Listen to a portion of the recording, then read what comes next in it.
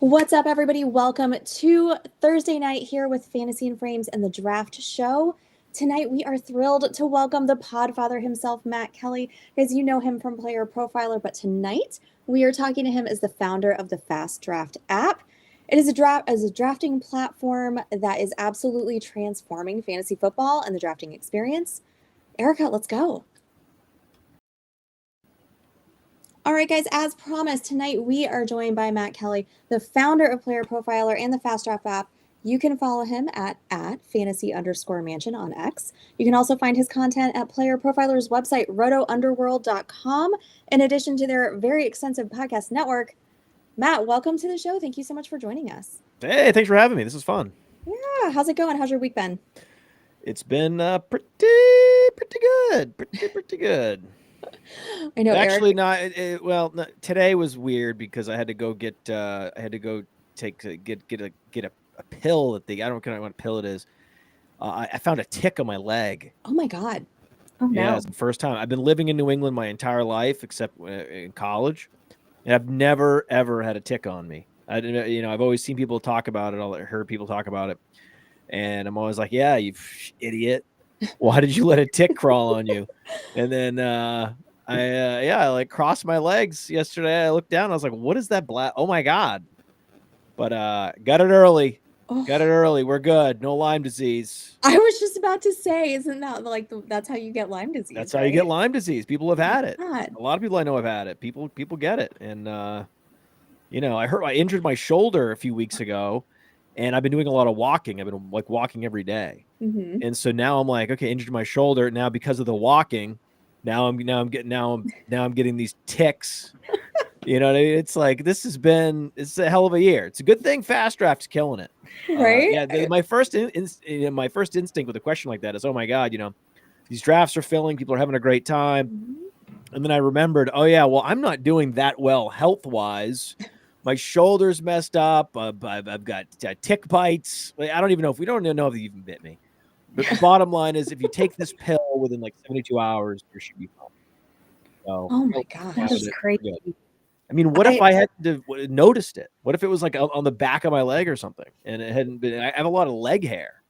That's like the fear. It's scary stuff, man.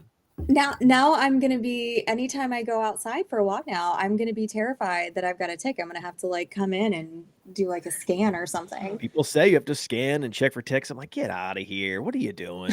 This will just teach you not to exercise outside. See, now I can't. What can I do, man? They took Right? everything away for the next couple of weeks. I can't do anything except walk, and now walking is dangerous. Can you believe that? I mean, what a world, man! Nothing. What a good world from working out. That's the lesson. I mean, what can I do? I can't. I got to get back in the pool soon. I got to find.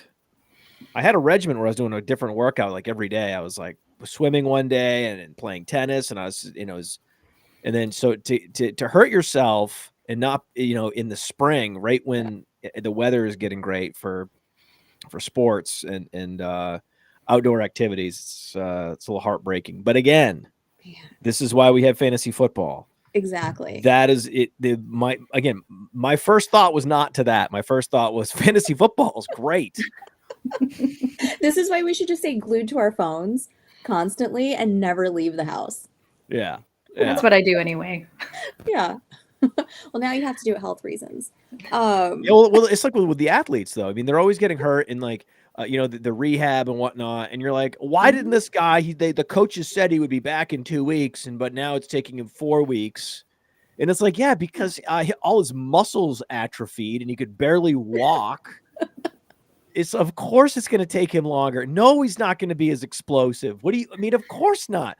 The guy had a broken leg. Pacheco had a broken leg. And of course it's not going to be the same, even in the playoffs. Let him have an off season to get his strength back. What's wrong with you people? See, if I had just listened to that when I drafted Kirk Cousins everywhere last year, I would have been in a much better place than taking him and thinking him and Kyle Pitts were just going to be magical in Atlanta. Oh, no. Yeah, Kirk Cousins was doomed. Doomed, I say. Doomed. But you let these guys have a full offseason to recover, you'd be surprised how good they could be. Right? So just pretty much you go back to 2 years ago, see who got injured, see who had, wasn't able to really participate much in camp. and then Mhm. if they're able to participate in camp this year because they're fully healthy, then There you go. that's an easy, like, low-hanging fruit buying opportunity for a lot of different players. Like, who's going to be healthy in camp this year and they weren't last year? Right. Wasn't I it mean, J.K. Dobbins who lost like so much muscle mass Mhm. like in his legs just because you Yeah. can't do anything when you're out. Right. Yeah, and then people are like, "Look, this guy sucks. Look at the hitch in his gait. He's terrible." It's like, whoa, whoa, whoa, whoa. Yeah. We'll see.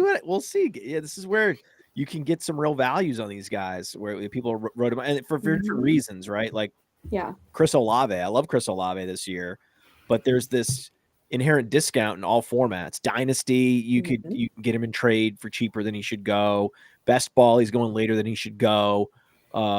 It's very possible that Tyler Shuck is actually better than, like, the bottom 5 quarterbacks in the league. Could be better than Flacco, better than a bunch of other characters. And so if Olave with like 1,800 air yards a couple of years back, if he's back and he's concussion free throughout camp, it's all systems go, baby. Right. Oh yeah. That's the thing, concussion free. He's almost like Tua. He just scares me if he gets one more. I know it's scary, but that's the thing. That's where you get value. It's true. The last time Tua was like, he was even concussed last year, I feel like. Yeah. Yeah. And he got came injured again back. last year. It's Yeah. like, listen, man, they're not going to let concussions keep these guys out. They didn't let it keep Jordan Reed out. No. So this whole thing with Olave always struck me as such a buying opportunity. It's like, go get this guy, man. Yeah. That's our opposite. free dynasty advice for tonight. I sold. I was like, I don't want any part of it. I'm out. Exactly. You panic sold. You don't want to do that. Don't It's do too it. stressful. Don't panic sell. Right? Or panic sell when a guy gets traded. Yeah. It could be that it's just a bad fit. Like the franchise is a bad fit. Randy Moss was a bad fit on the Raiders. Really good fit on the Patriots. It could be that George Pickens is a really good fit on the Cowboys. It could be he just needed a quarterback with some leadership capabilities, and he needed another alpha that he respected on the team. He has that now in Dallas. This could be a nice little upside play with George Pickens. Oh, more target competition, but a much more sort of fantasy point rich environment. Yeah. Kind of, I prefer Pickens now. That's sort of contrarian. It's like, oh, things opened up for DK Metcalf. Yeah, on the Steelers, right? Where they're just going to feed Caleb Johnson. That's not interesting to me. Yeah, Pickens is suddenly very interesting. Yeah. I mean, he's going to be playing with the best quarterback he's ever played with. So that's what I'm saying. Yeah, that's very exciting. Hey guys, thanks for joining us in the chat. Everybody who's hanging out over there tonight, Keith and Vince and Jamie. Make sure if you have any questions for Matt, throw them on in the comments over there, please. We will get to those. Also, if you guys have not yet joined FastDraft, make sure that you do that. And if you have, go ahead and jump on in because we're going to pick a contest here. And I want to see a bunch of names that I am familiar with when we get in that draft room. And don't forget, guys, we have a code that you can use too if this is your first time on FastDraft. That's going to be frames, and that is going to double your deposit up to $50. So jump on in now. Matt, you're our guest. Which contest are we playing in tonight? Well, they're both pretty wide open right now. The all rookie game Origins is pretty wide open. Needs 8 people for the next draft, and then there's the all flex game. I think right now the all flex game is a little more exploitable. There's still a lot of opportunity for value in the all flex game. I think we should go there. Okay. I still think that the rookies are not going high enough in this particular contest. I still think there's a bunch of running backs that are available a little bit later. I think there's some wide receiver values in there. I think there's a lot. Like RJ Harvey, he's going too late in that format. Travion Henderson still going too late. And then there's a few guys that like Olave, he's not even going in half the drafts. So if you're like Brian Robinson, he's only going in a quarter of the drafts. Jawan Jennings. So very interested to see who people pick in the 6th round because it's a format where you draft 6 guys and it's best ball. So the top 4 enter your lineup every week, but you can draft any running back, receiver, tight end. Yeah. You can do 6 running backs. You can do 6 receivers. I think the winning team had 4 running backs and 2 receivers last year. So the running backs tend to score a little bit better. And even in full PPR, there's still an advantage to being able to be active in both the running game and the passing game for these all-purpose backs. And, there's guys that I'm avoiding. Like if I were playing in this, I wouldn't draft like Jerry Jeudy on the Browns. Get out of town. Yeah. Like that's, you wanted him last year maybe, but not this year. Right. I prefer Juwan Jennings. Juwan Jennings is 15% owned as opposed to Jerry Jeudy, 25% owned. Is he really? Juwan Jennings going later. Juwan Jennings is like the one thing that you can rely on in the 49ers offense. 49ers offense has Purdy. They're going to be passing a lot. Their defense has been hollowed out. Everything, it's a competitive division. Everything is pointing to Juwan Jennings having a career year. Brandon Ayuk might not even be on the team. That's what I was just thinking. Like, I'm wondering, is he even going to be a 49er next year or this coming season? It's probably my favorite. Brian Robinson, and because Brian Robinson falling into the end zone like 12 times would be no surprise at all. Yeah. So I could see Brian Robinson outperforming. He's on one of the top scoring offenses, and then Juwan Jennings. I think they're going to be one of the top scoring offenses. Yeah. And so those are that's how you get upside. The easiest way to find upside is who's going to be in a high volume, high scoring offense in a featured role. Like it sounds too easy and simple, to say that, but I'm looking at the ADPs on FastDraft right now, and I'm seeing two guys that are barely getting drafted in the 6th round. Meanwhile, Jordan Addison, Tyrone Tracy, Jamison Williams, DK Metcalf, Chris Godwin, Khalil Shakir, they're all getting drafted higher. James Conner. Like even a guy, take a guy like Devontae Smith. Devontae Smith's on a good team, I get it. That doesn't throw. Right. Okay, that doesn't throw. And okay, the tush push is banned. What is that going to help Devontae Smith? No. Right. It doesn't help Devontae Smith. That helps Saquon Barkley.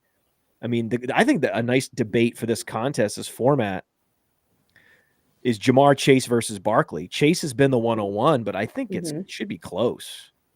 I don't understand how it's not close. In fact, I think I would go Barkley. Now the tush push is banned, especially. I think it's pretty clear. Barkley outscored Chase last year in PPR. I don't know why I would bet against that. I just like Barkley this year. Give me all the Barkley. I love Bijan this year. Again, these guys are active as receivers, and Bijan is probably going to command even a greater opportunity share than last year, as he, he's in his super prime, like 23-year-old running back, top 10 pick, good offense. What's not to like about Bijan? Nothing. I mean, come on. So to take, like right now, like the ADPs are similar between him and Justin Jefferson. Justin Jefferson's got what is effectively a rookie quarterback. Give me Bijan all day. Oh yeah, I 100%. Jefferson goes just at the same ADP. And it's like, I don't know about that. I mean, he still goes 1st round for me, but I'm definitely taking Bijan before him.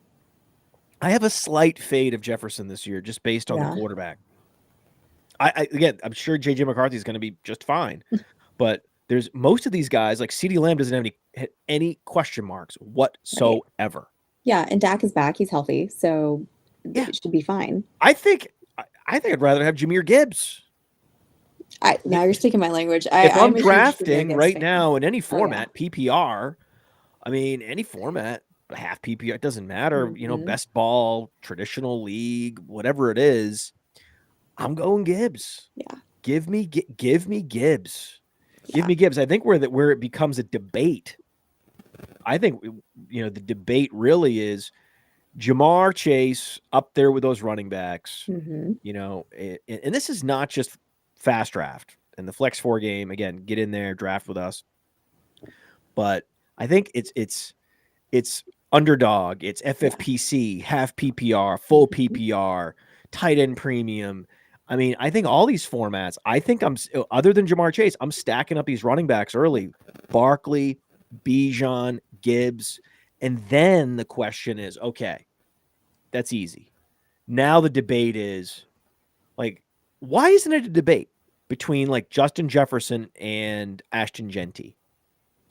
To me, that should be a debate.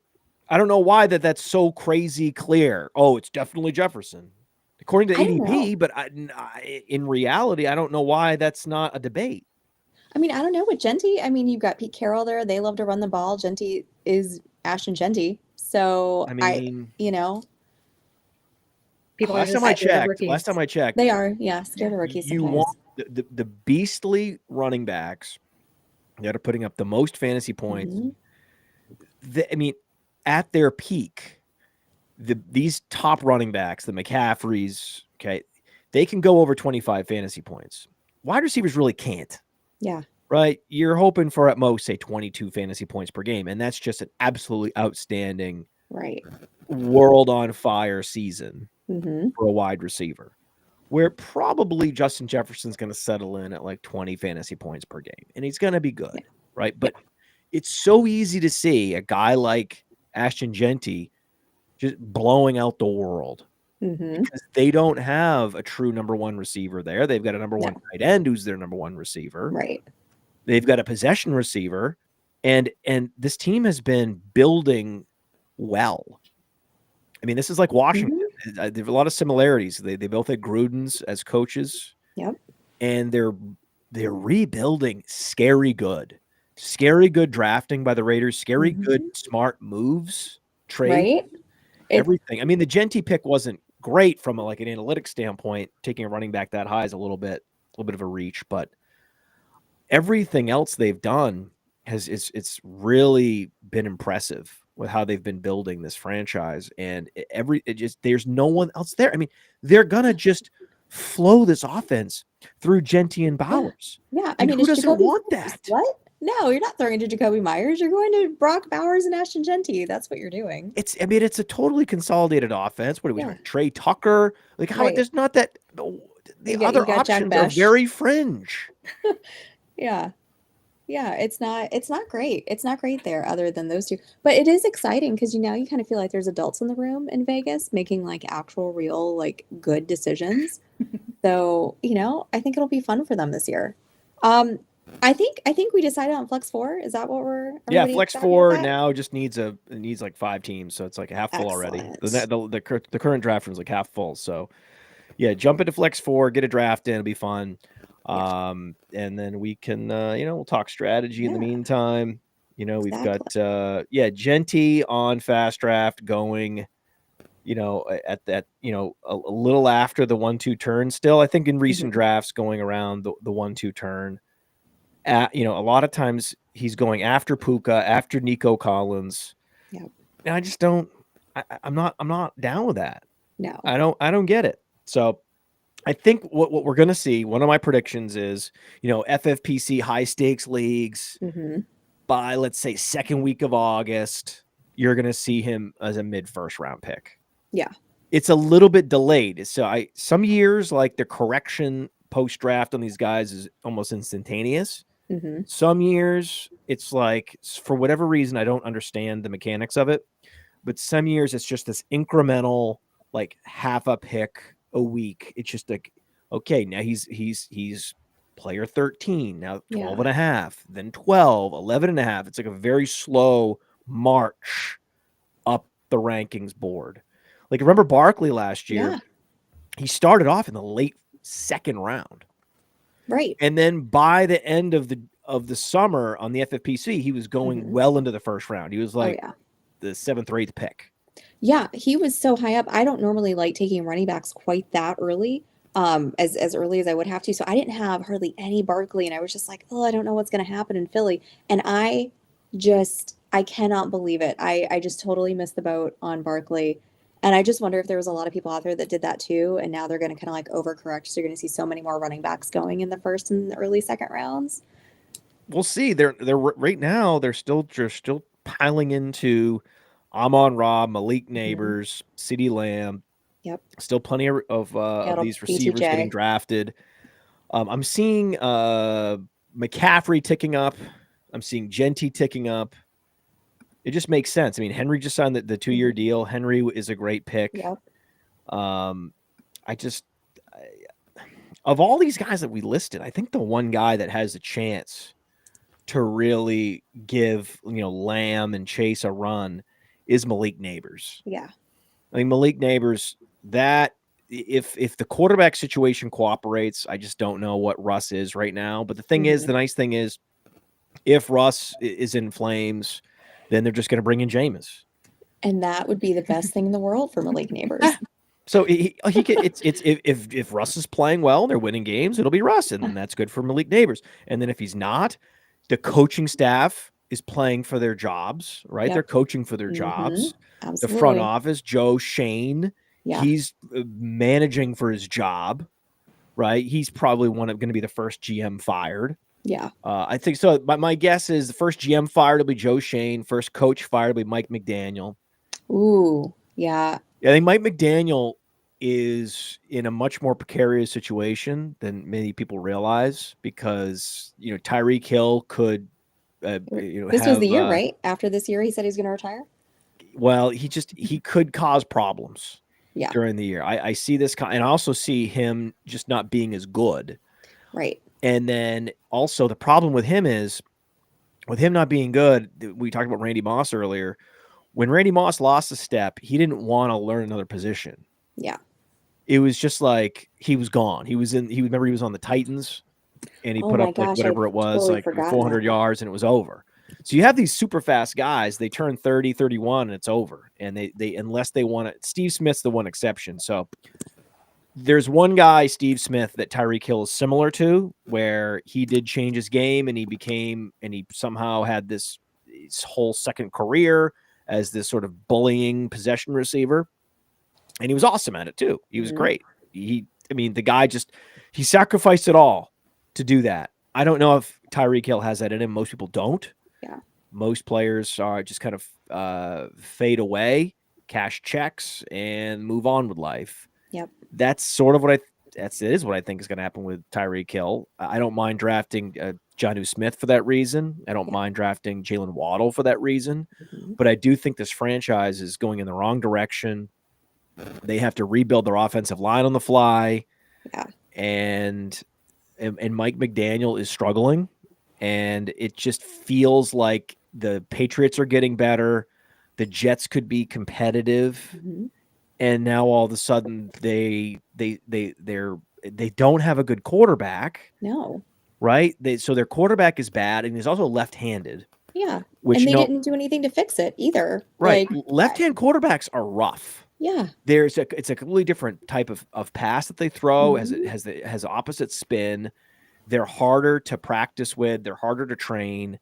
And if it's one thing if it's Steve Young and he's got that kind of upside, but Tua ain't no Steve Young. No, he's not. And I don't know what it is about their offense that they can't seem to get like a backup quarterback who can come in and just kind of take over, because everything just absolutely falls off the minute Tua gets hurt. So what happens if he gets hurt again this year? I mean, almost nobody's fantasy relevant or even usable at that point. So I don't know why they haven't that is addressed actually that. a great point. One of the more sort of irresponsible things that anyone did was to say in Miami, we're going to stick with Zach Wilson as our backup quarterback, and then we're going to draft. We're okay though. We're going to draft Quinn Ewers, right? Because he happened to fall into the 7th round. Okay, we'll finally stop the bleeding on Quinn Ewers. Yeah. Ew, Quinn Ewers, Quinn Ewers. So there were a lot of good backup quarterbacks like Jameis Winston and many others that are available. Yeah. There's a lot of moves that could have been made, but no, they're going to stick with Tua. He is at this point. I mean, we talked about Olave. He could probably sustain a concussion or two and still keep going. At this point, Tua really can't. No. At this point, he can't. And he has bad pocket awareness. Yeah. So he takes huge hits. He has accuracy issues. They have a bad offensive line. This whole thing is just stacking up. And then, with Miami, there's just this extra level of chaos always around the team. Yeah. You remember many years ago, one of the coaches was doing lines of cocaine on the desk, and he was oh my gosh, yes, doing a Skype video with like a stripper. Yeah, that's so Miami. That was the thing that happened. That was a real Miami story. Thing that could have happened. That was back in the I don't remember when it was, but it was some era. Probably Tannehill was the quarterback or something. Anyway, and also. The owner, they lost a draft pick, a first-round draft pick, because the owner tried to bribe the coach into losing. Right. Yeah, that was Flores, right? Right. It was Brian Flores, and then Brian. It was like humiliating to him, and he had. I don't know if there was a lawsuit. It was just crazy. It was just craziness, and so that's where I'm like, I think that's the place. Yeah. I think that's the place that's going down. And That if that's I love him, true, but that feels right. I mean, he's just such a fun character, but yeah, that it feels like he's ripe for possibly leaving this year. if that's true, yeah. And then the thing is, like, he'll take a job in the booth for a year or two, and then McDaniel's gonna be right back. He's gonna be the hottest coach Yeah. on the market. He'll have he'll work for CBS for a year or two, and he'll be the hottest coach on the market. This is like a tale as old as time, because like 3 years ago, he was the hottest like coordinator. And then he has this whole arc where he's like the hottest coordinator. He's the it coach. Like, Yeah. he's the guy people are drafting in fantasy because he's the coach and he's going to fix them. And then no.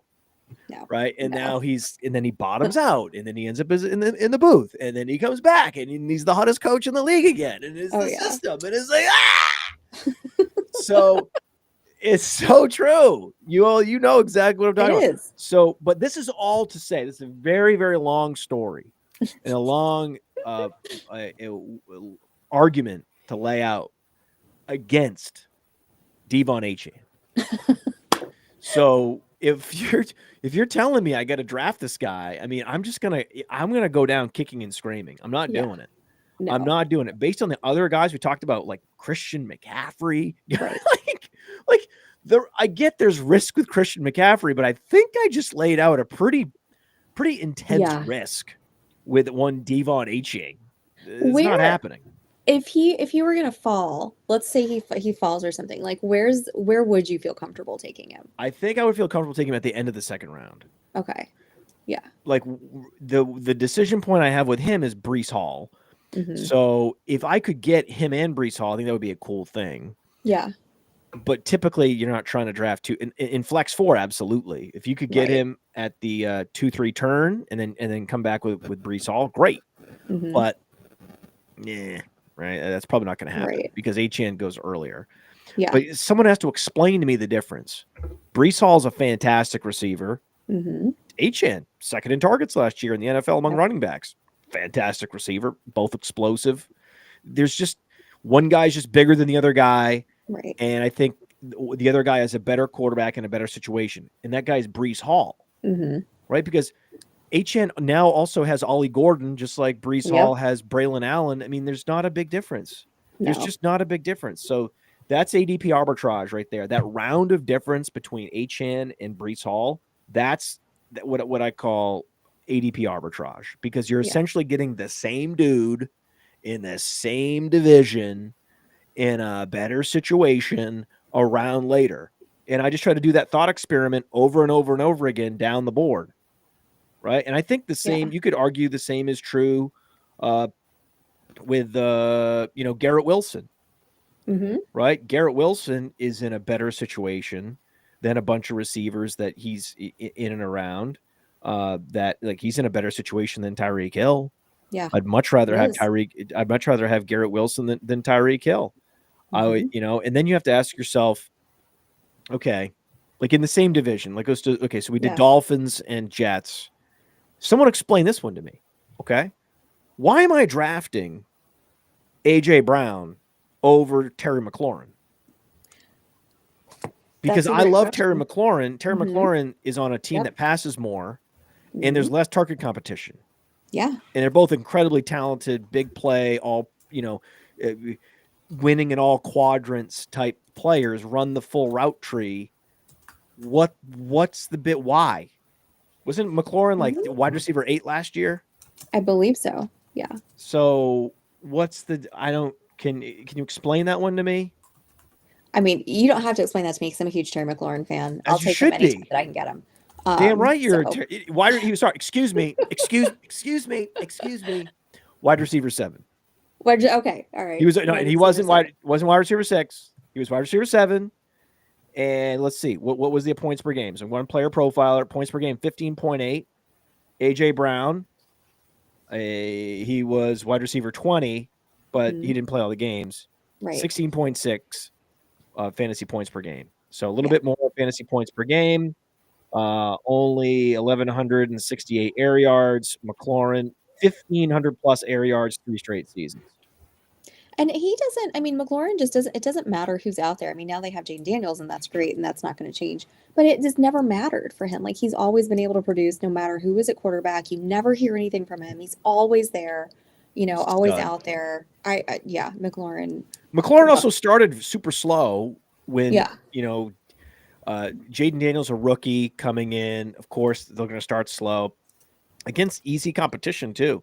Against the Buccaneers and the Giants, he only put up like 10 fantasy points total to start the season. He really didn't get his year started until the third week.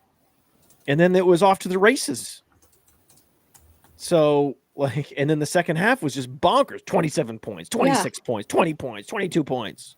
I remember that. Like, that was my first year playing in high stakes, and I was still learning the fab system and figuring that out. And it is burned in my brain when Terry McLaurin went in waivers, and I had no clue what I was doing with fab and trying to figure out how to do the bidding system and everything. And I absolutely whiffed on that, but that I will never forget that that year there. And it was Terry McLaurin is who taught me how to do fab.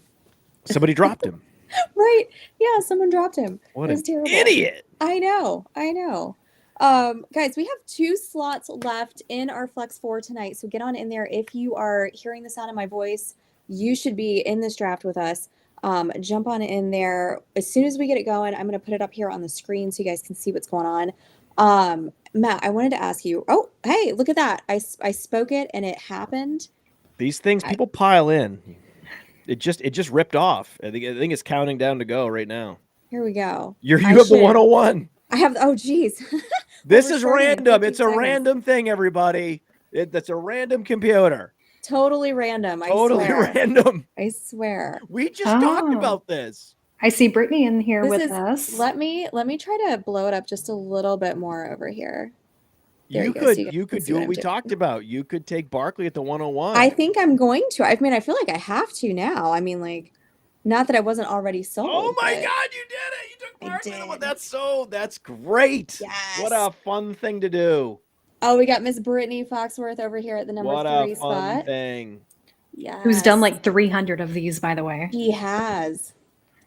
Brittany is crushing the fast drafts. FinFan. I wonder if the FinFan was able to avoid Achan at the 102. Okay, so this is my first time. This is my first time using the FastDraft app, and this is such a pretty app. Oh yeah? Like, it is so nice. It's so easy to use, it looks like. Okay, what's your where are you here? Here you go. She just took CD Lamb. I'm taking CD. She's America 108. Erica's a big Cowboys fan. Well, and Bears. Because I have to. Yeah, I mean, if you're going to take a receiver, he better be CD Lamb or Jamar Chase. That's what I'm saying. Or maybe Neighbors. Those are the guys that I think could absolutely completely crush and smash to bits and pieces. But Bijan was gone. So Bijan was gone. Mm-hmm. Let's see who's next. I'm excited to see this. We got Paul Viegas. And there goes Gibbs. Seth Dixon knows what he's doing. This Jay Frosty. Jay Frosty gets it. Going Gibbs. There was a time when Gibbs was going at the 1-2 turn, and those were fun times for people. There goes Genty. That's smart. Yes, at the 7. That's smart. Paul Viegas. Do you think they picked Achan just to spite you now? Did someone take Achan in the first round? Yeah. Oh my God. Somebody went back to tight end. spite you. Here's the thing with this format. There's no advantage to having a tight end. It's just the fantasy points they score are the same as anybody else. So you're really hoping Bowers and McBride are in their own right mega producers. I mean, those two, if you're going to do it, those are probably the only two that I would do that with. But Malik Neighbors is probably going to outscore McBride, as will McCaffrey. Probably. That's just my advice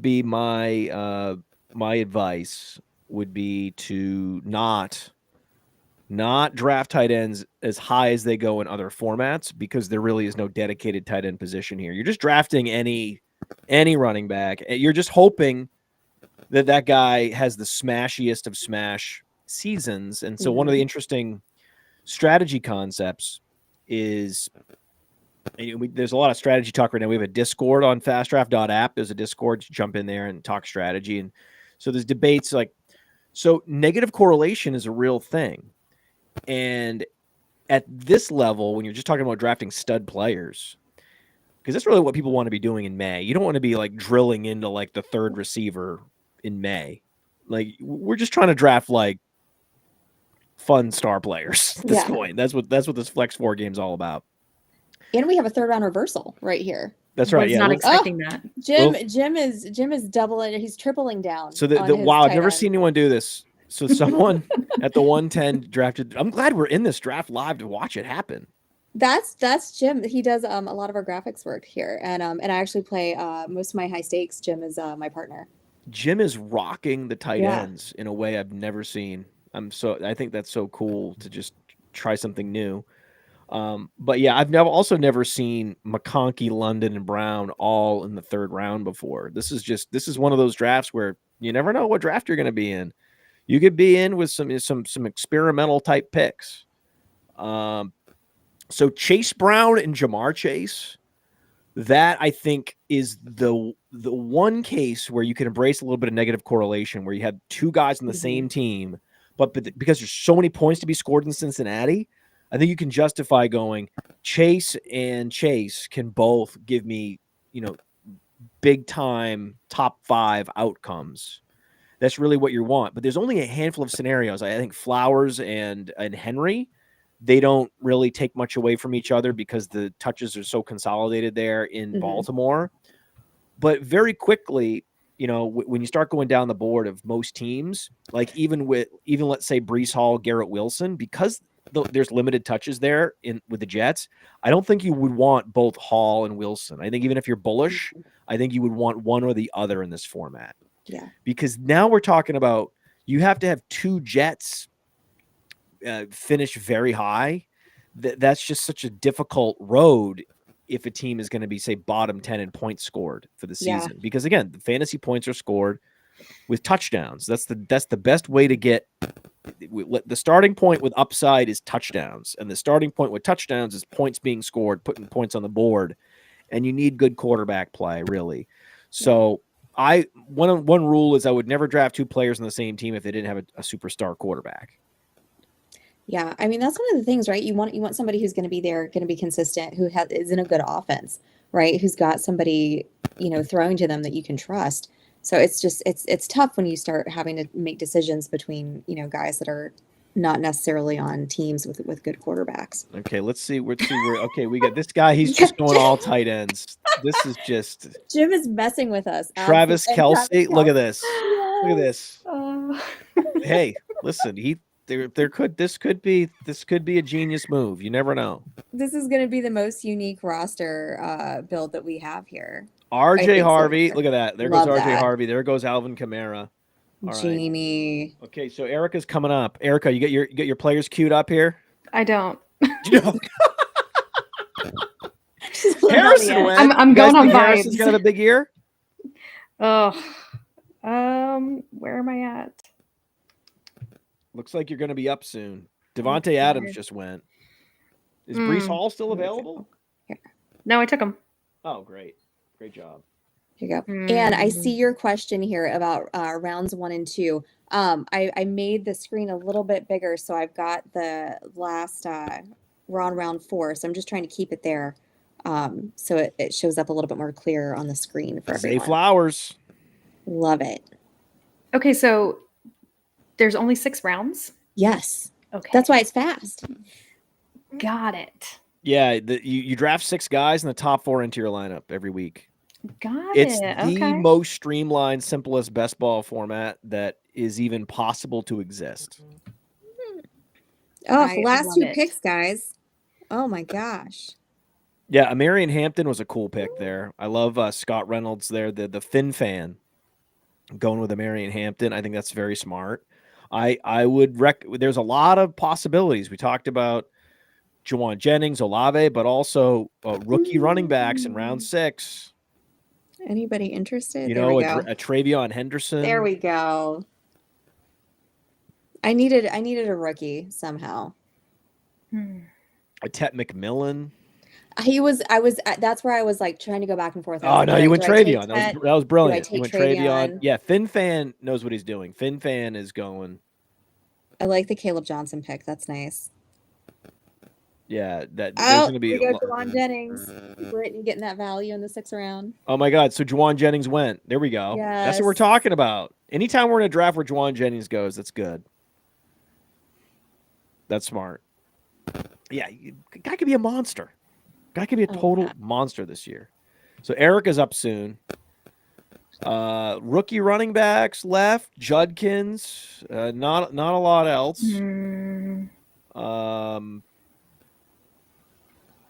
We're down into the bottom of the barrel. James Conner. Ooh, Olave. Ooh, there's somebody that we mentioned who's still available. Oh yeah.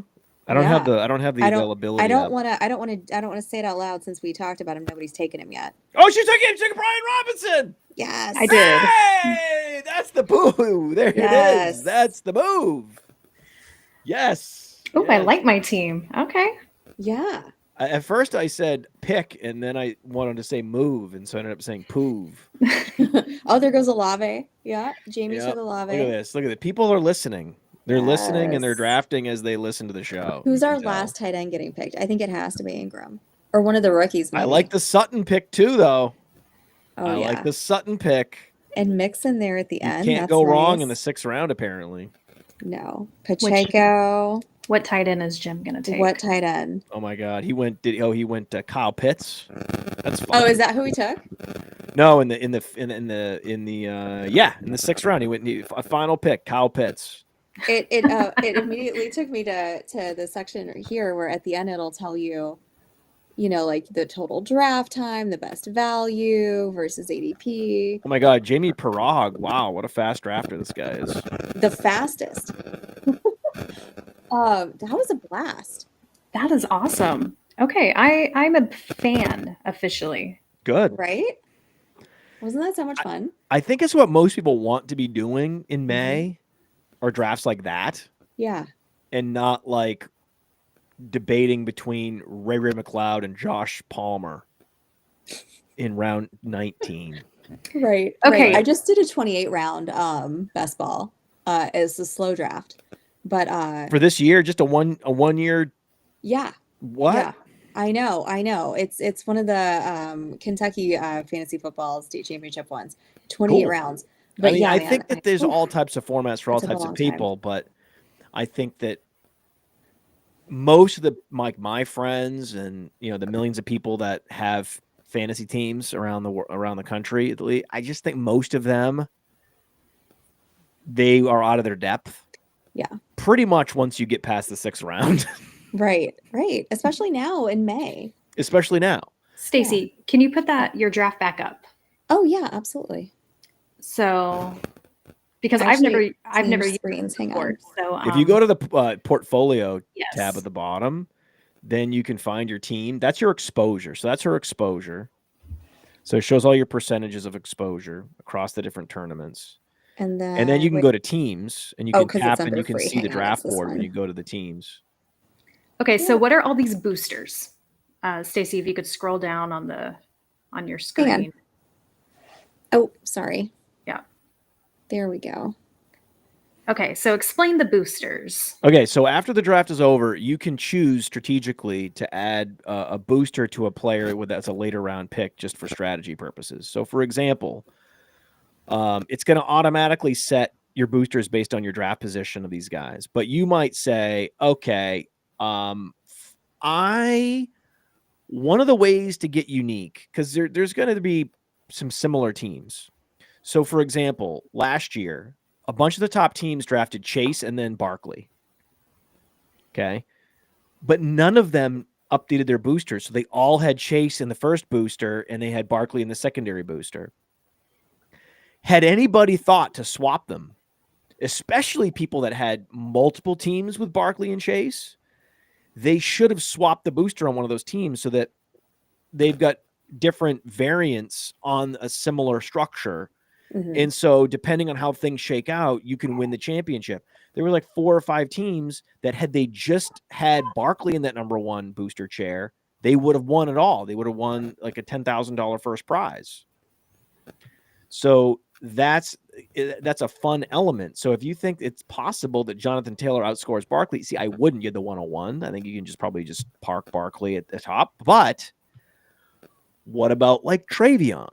Like, isn't there a case that Travion could go nuclear? Well, you could swap Travion and say Terry McLaurin or something and put Travion in that 1.25 booster, slide him up a little bit. And then of all the teams that have Travion, right, you're going to be at an advantage where now if Travion is a smash, people that drafted him are happy, but you're like maybe the one of the very, very few that have him with a little bit of extra juice.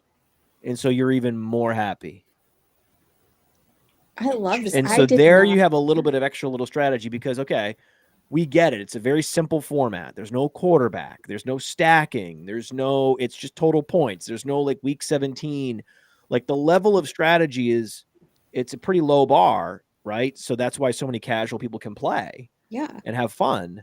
But you mean we're not memorizing the matchups for every team in week 17? We don't have to do that. Actually. It's not it doesn't matter. So what does matter though is like here is this way to get unique. Knowing that there's some people are going to have some similar teams to you. If this team is really good, then you might want to have some unique element to it. The way you shift your boosters around, like T. Higgins, if there is an injury to Jamar Chase, like you don't want to mess around with T. Higgins. You want to keep him in a decent booster. Right. But I think the way to get unique here would be to maybe you don't do crazy stuff with the boosters, but you can do a little bit of this tweaking up and down and try to get creative and just think critically, like how many people are really going to have Travion Henderson in any kind of enhanced booster? But his upside is pretty ridiculous. Can you change the boosters week to week, or do you have to do it before the season starts? Before the season starts, they lock. Okay, got it. So it's not like a big deal. And so the other thing is, if a guy gets injured, you can nerf his booster too. Okay. So it puts a little bit of advantage to people that are paying attention. Mm-hmm. Right. So if you're paying attention and you have some kind of attention to detail in this game, you're going to have a little bit of an advantage. So we're trying to give these like micro advantages to people that are paying attention, that are thinking about, different kinds of strategy. But at the same time, making sure the game is very accessible to everyone that likes fantasy. And as soon as I saw like friends of mine playing that hadn't been playing fantasy in like 10 years, I knew this was a good game. Yeah. Once you see that. I immediately thought I have a couple friends of mine that just like recently had kids and they don't have the kind of time, like all of us degenerates have, that we're on fantasy 24/7, right? Right. But this is great for them because they still want to play, and they can do it quickly. They can, they don't have to spend, a whole weekend drafting somewhere. They can do this in 5 minutes. It also can be, and I know this sounds crazy, but it can be like my first fantasy team. Yeah. I was thinking that, like my wife, I kind of forced her to start playing best ball leagues this year. She's now in 3. But this might be something she likes because she can just draft the guys that she likes. Yeah. The guys that she knows, can score points. That's really all you need. If you're a football fan, if your buddy's a football fan, but he never got into fantasy, right? Or your wife, and she never got into fantasy, but you could be like, listen, I know that you know some of these players. So if you like them, just pick them, and you have a 6 players that you like, and the games are just $5, and now you have a stake in it, and then that person can be she can be checking the standings on Sunday while watching the Red Zone channel, and all of a sudden, bam, she's got a team that's like in the top 10. Yeah, and she's really happy, and now all of a sudden she's playing fantasy. Like it's and she doesn't have to think about free agents and grinding the waiver wire and line up lock every Sunday at 1:00. She's not like, it doesn't have to be that crazy. It's just, but the problem is there was this idea that best ball could be that for people Mm-hmm. that wanted to take it easy and wanted something that was just set it and forget it. Right. Drafting is fun, and that's all I care about. But the original conceit of best ball being 20 rounds and then requiring all the strategy around week 17 and around stacking and around building lineups with particular levels of and numbers of positions and weighting the positions by the round, and that you would almost need a computer to get it right exactly. I always felt frustrated and sort of demoralized when I would be done, because I'd be like, I probably should have drafted another tight end, or I think I drafted too many quarterbacks, and then I'd be like, oh, I just spent an hour and I hate my team. Right. Because it's not, because there's so many levels of like steps on the path to get to the perfect team when it's 20 rounds. Yeah. Right. Oh, I didn't notice that, Rashid Shaheed was still available. Mm-hmm. I screwed up. I didn't get him. And now I hate my team. Whereas it's kind of hard to hate these teams. Right. Right. And It's kind of hard to hate a fast draft team. It's kind of hard to hate getting Travion in the 6th round. Like, you're pretty happy. Oh yeah. This is great. This is so fun. I mean, like when you just said that, like, oh, I hate my team. Like, I'm taking myself back to like last September. I'm doing like a high stakes main event, and like I got through like the first 10 rounds, and I just remember sitting there thinking like, I hate this team. I hate this team so much, and I just paid so much money to draft a team that I'm gonna just despise the rest of the season. Well, again, I want to be in all these formats. I like all the formats. Mm-hmm. I've been playing fantasy forever. I'm into it. I'm a hardcore degenerate. It's definitely my thing. But there's like 50 million plus fantasy gamers out there that are in like one league. And they are not going to have the wherewithal and the energy and the patience and the self-esteem, right, to get through it all and feel good about it. It's very challenging. And so that's the thing, and that's why pick'ems have become so popular. Pick'ems have become so popular because it's like, okay, I can just pick 6 guys and I get 100x my payout if they all go over and under these values that are, that I'm like pretty much guessing around. Right.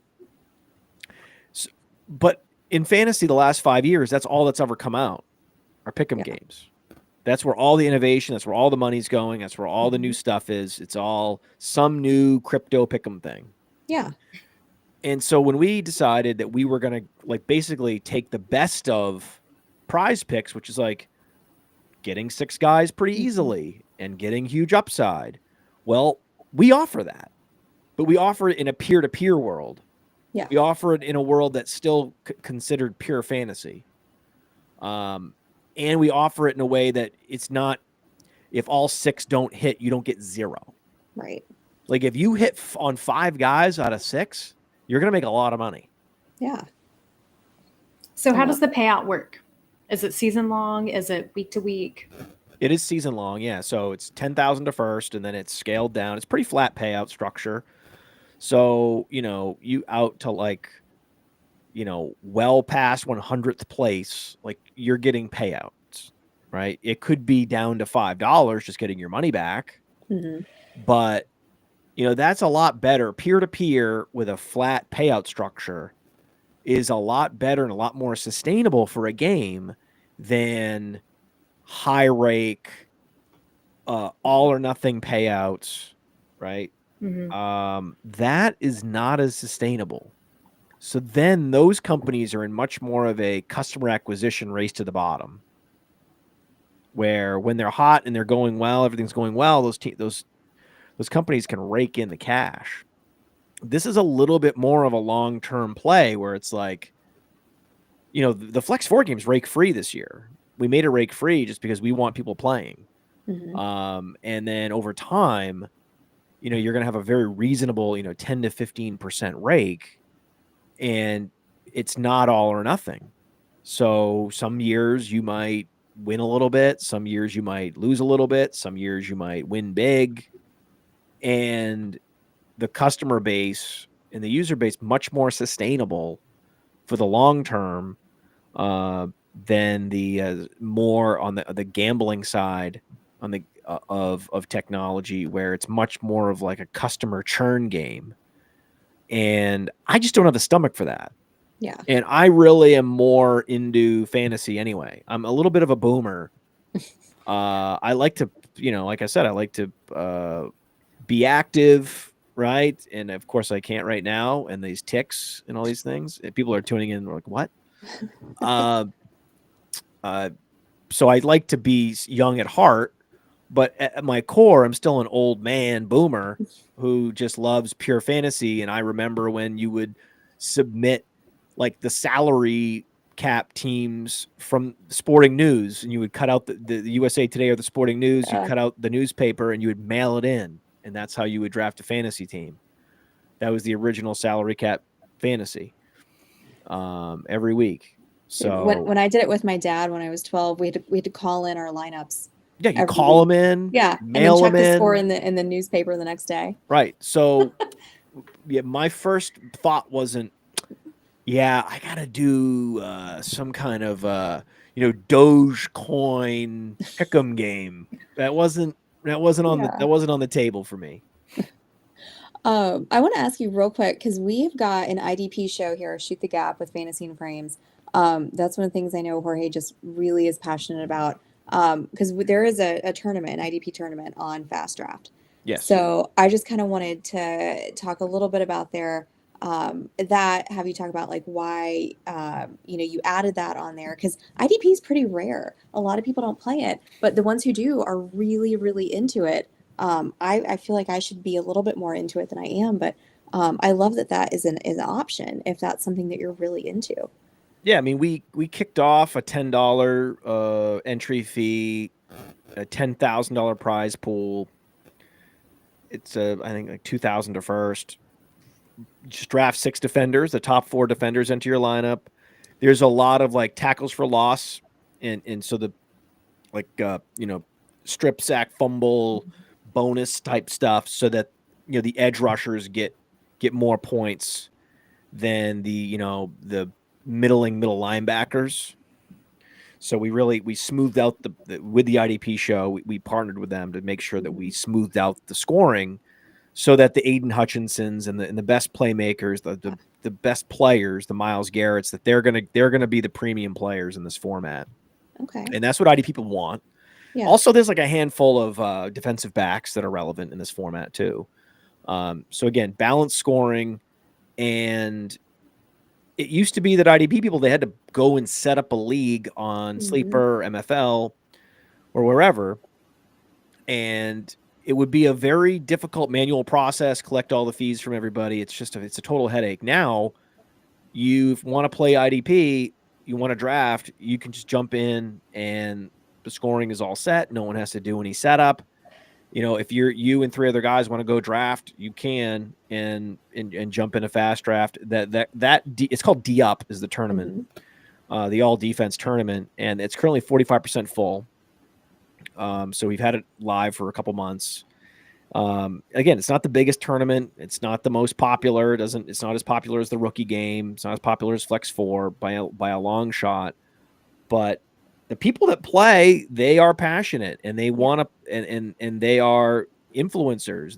They're people like Jorge. So we want to cater to them, and have a game for them, and they will bring in other users. And so that's a big reason why we do it.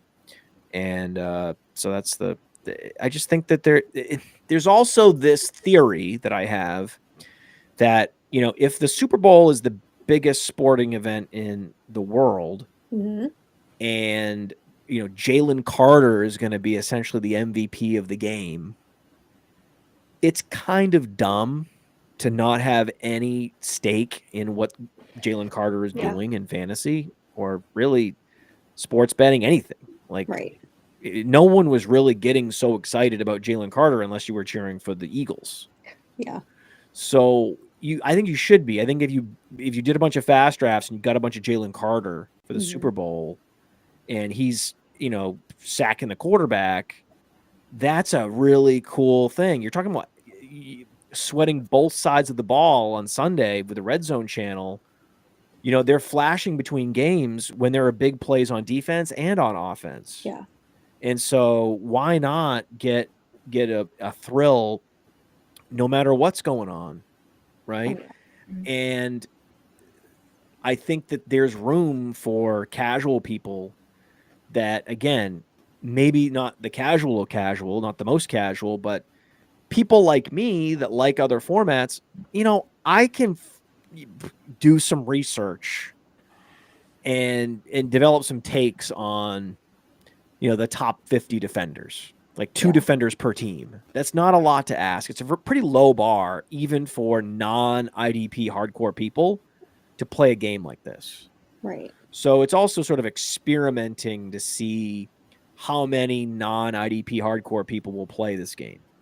I think it's a pretty simple for us to do, and it's not really much cost, because remember, when we are licensing data from Sports Radar and Fantasy Data and SDIO and all these places, the defense is there. You don't pay extra for the defense. So in a way, you're just using the whole buffalo when you when you also offer a defense game. Nice. Well, I did. Go ahead. I did Erica, have one more sorry. question. Because now my answers are really long. Well, I do want to do more drafts. So what is turbo mode?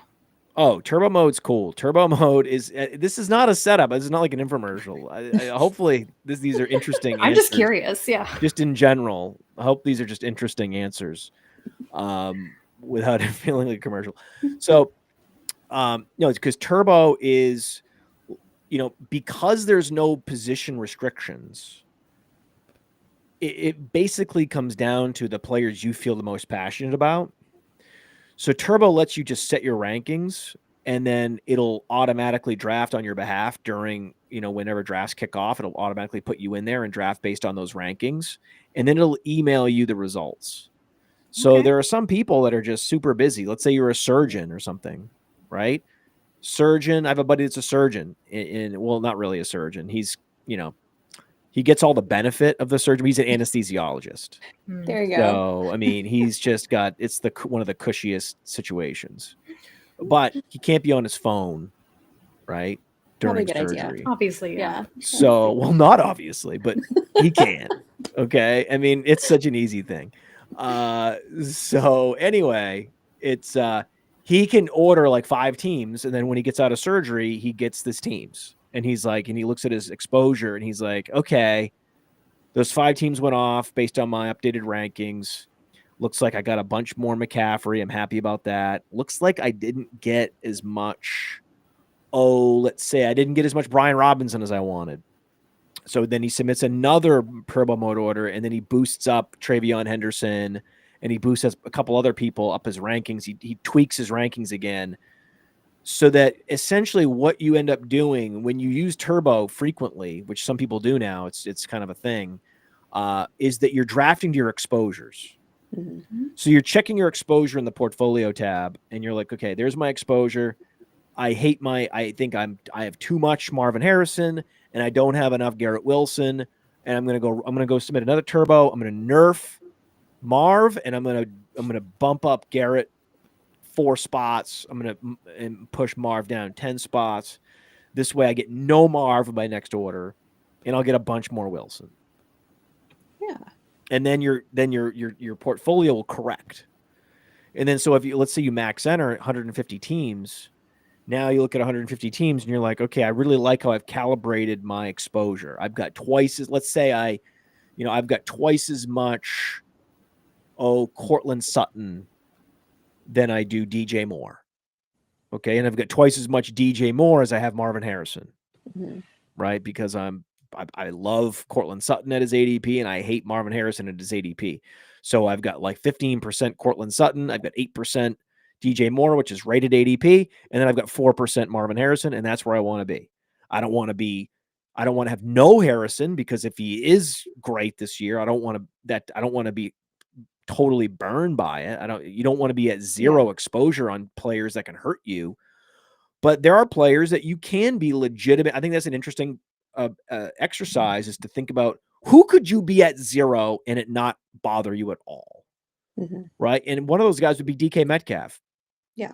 There's no scenario where DK Metcalf is the reason someone wins Flex 4. I can promise you that.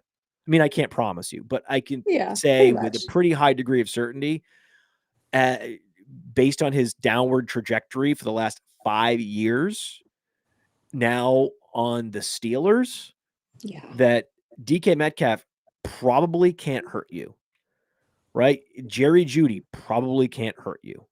Like there's certain players that, based on just the neighborhood they're going, like I would even say that the best player I think where I could say that is like, I have a very hard time seeing how you wouldn't want to be at like 2-3% on a Bucky Irving. Yeah. I mean, Bucky Irving is going second round. Bucky Irving sometimes goes before Jonathan Taylor. And this is where we get into a weird, crazy place where a team did some wild stuff at the end of last year. He happened to get the starting role just as they were playing the Panthers and the Saints and all these demoralized defenses like the Cowboys and rolling up 40 points. And now everyone thinks Baker Mayfield's a stud, and you're seeing these ADPs that aren't even mathematically possible. Like, it's not possible for Evans. You realize this. Evans, Godwin, McMillan, and Egbuka, they cannot possibly pay off at their ADPs. No. It's like last year with the Texans receivers. It was actually like a mathematical like a riddle. Like, how could you not take CJ Stroud one overall based on where these receivers are going? Right.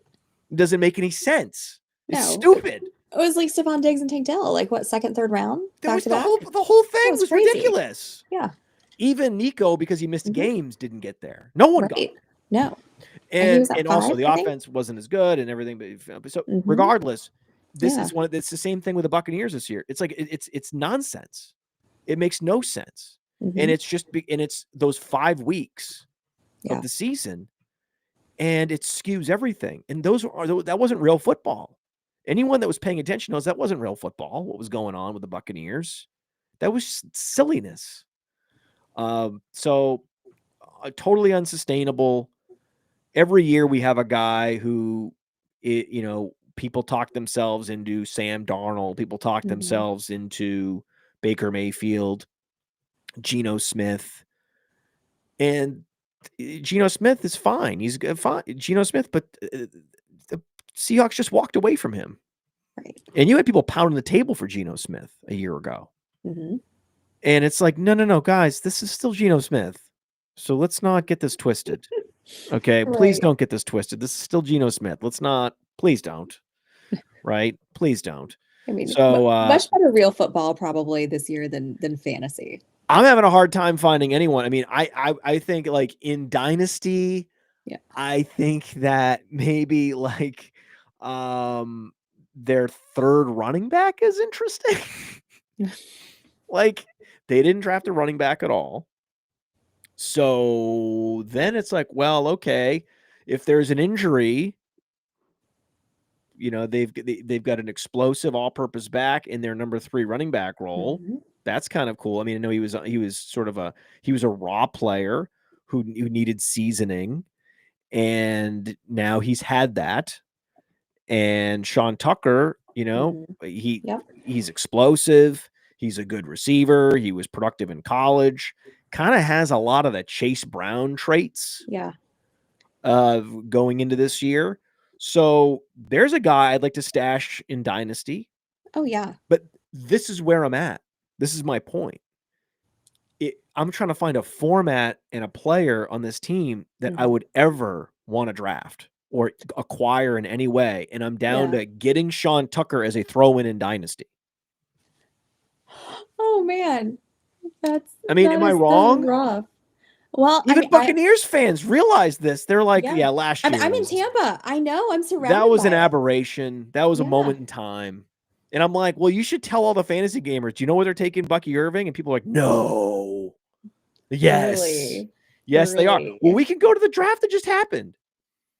Let's go back. Let's go back. I'll pull it up right now. We go back to the draft that just happened that we were in. Well, I wasn't in, but you guys were in. Here we go. So you were in a draft. I know it's a little bit wacky because of all the tight ends, but so it wasn't. Here, I've got the board back up. Hang on. Traditional draft. There it is. Bucky Irving went before Jonathan Taylor. Went 2 picks before Jonathan Taylor. Yeah. And let's see. He also went before Chase Brown and Breece Hall and Josh Jacobs. Yeah, because that was third round reversal. So then the next one, Chase Brown, Breece, Josh Jacobs, and then you've got Judkins. So I don't want to Chase Brown is a different situation because Chase Brown broke out all over the place in a very similar fashion, but he doesn't have a pass catching back to compete with like Rachaad White. He doesn't, and he has a rookie that's very impressive. I like Taj Brooks a lot, but we're talking about the most prolific offense in the league. Yeah, Taj Brooks can go out and get 150 carries, and Chase Brown couldn't care less. Right. It's not a big deal. If Rachaad White gets 150 carries, that's a real problem. 100% for Bucky Irving. Oh yeah. So I mean, those offenses are not similar. I know they were similar for like 7 weeks, but they are not similar. There's so much more upside to be had in Cincinnati, and for sort of upside centric format like Flex 4, you can't be going Bucky Irving in the second round. And I don't even think I would take Achane in the second round either, because I just think that he's doomed as well. I think that he's doomed for a different reason. I think his team is in a very precarious situation. I just think that Bucky Irving is due for a regression that was just totally unsustainable with the situation he found himself in last year. Well, at least she's got Josh Jacobs and James Cook and David Montgomery there. Well, the nice thing is that particular team drafted a lot of running backs. Yes. So there's lots of builds where you're not necessarily relying on Bucky Irving to carry the day if you get good value on running backs in these other rounds. Yeah. Right. I mean, that same team also drafted Josh Jacobs the next round and drafted James Cook the next round. And then David Montgomery. Yeah. So this is clearly someone who understands how the types of teams that finish well in this tournament, how they're built. And it's typically more running backs and receivers. Yeah. At least we've seen historically from last year anyway. Well, that's the whole, except for Jim, who just went straight purple the whole way down. Well, that's just funny. When the rest of us, no one else took, I love that nobody else took a tight end. No one took quarterbacks. We were just straight. All we did were running backs and wide receivers here. Oh boy. Man, this has been so great, Matt. I thank you so much for spending your time with us tonight and going through this draft with us. This has been amazing, and I can't wait to do more of these. Agreed. Good. Yeah, this has been great. Again, there's an invite a friend feature when you're in the waiting room. You can invite a friend to draft with you. I did that last night. Yep. And it's such an easy game for them to pick up. Yeah. Right. Because again, there's many other formats I've tried to turn my friends onto, and I've just been stonewalled. So this is different. Yeah, this is fantastic. I love this.